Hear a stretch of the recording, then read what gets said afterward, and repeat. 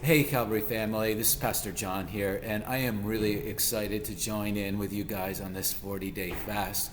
I know we've just begun it, but I've already heard reports from other people saying how glad they are that we started this because they just needed some place to start. Like they wanted to do a fast, but they could never get around to it, and this just put a line in the sand that they could go across and just begin it. And I heard another report of how just in like one day, how a person was already experiencing freedom that they haven't had before. So I'm really excited about what God is going to do as we just earnestly seek him. Of course, he promised that if we seek him, we will find him when we seek him with all our heart. He said he'll be found by us. And so really, that's like what we're doing with this fast. That's what it's all about. It's about seeking God with all our hearts. It's about making room for Jesus in our lives. It's about saying, like, enough. Like, I need renewal, and I want to know God in ways like I've never known before. And a long fast like this, if we truly embrace it, when we're done, we're going to look back and we're all going to say, why didn't we do this earlier? I mean, has that ever happened to you before? Like where you've actually done something that's meaningful and like for a long time you were like, oh, I'm going to get around to this, I'm going to get around to this. And it was just procrastination all the time.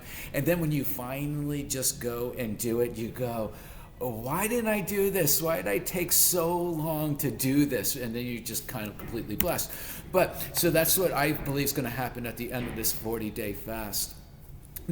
What does it look like when Jesus says, I will be found by you when you seek me with all your heart? Well, what it looks like is, I don't know all of what it looks like, but I do know this much. I expect breakthroughs for people that have had long-term struggles.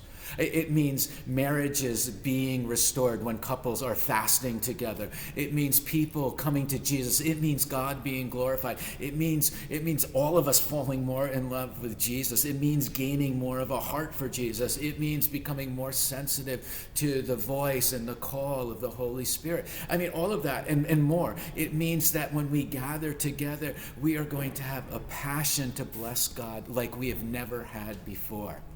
Now, fasting itself is for the purpose of denying self and to make room for Jesus to glorify God, right? And so we're really used to our appetites being fed, in case you didn't know that.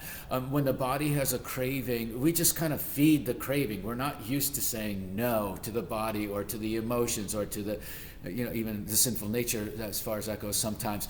But when they express a desire, we usually just feed it. In a fast, what we're doing is we're putting the Spirit first. We're saying to the body and to the emotion and to other appetites, we're saying, no, I'm going to pray instead, or I'm going to read the Word instead, or I'm going to experience the ache of saying no as worship to God.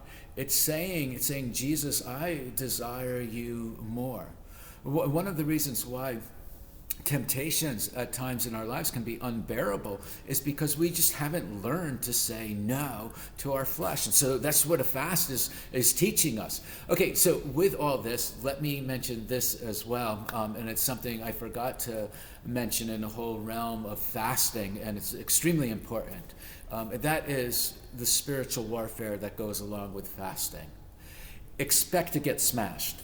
It's just the way of it. You're going to find yourself aggravated at times for no reason. You're going to find yourself angry or frustrated at times. You'll find yourself just in like bad moods or where you're just ultra sensitive. There's going to be times where you are tempted just to quit the fast because you'll say like, oh, or you'll feel like it's not working or I'm doing it all wrong. Listen. When you set your heart to seek God in fasting, you can't get it wrong. Okay, unless you're fasting for a Mercedes or to win a lottery or something like that. But when you're fasting for the reason of, I want to know you more, Jesus, even if you're doing something wrong, the Holy Spirit's got you, and he's got it covered. So, but the spiritual warfare part, Jesus was baptized, and then he was empowered with the Holy Spirit. Right after that, the Spirit drove him out into the wilderness where he fasted for 40 days. Mark chapter 1, verses 12 and 13 talk about that. And there he was tempted by Satan, just like full-blown spiritual warfare.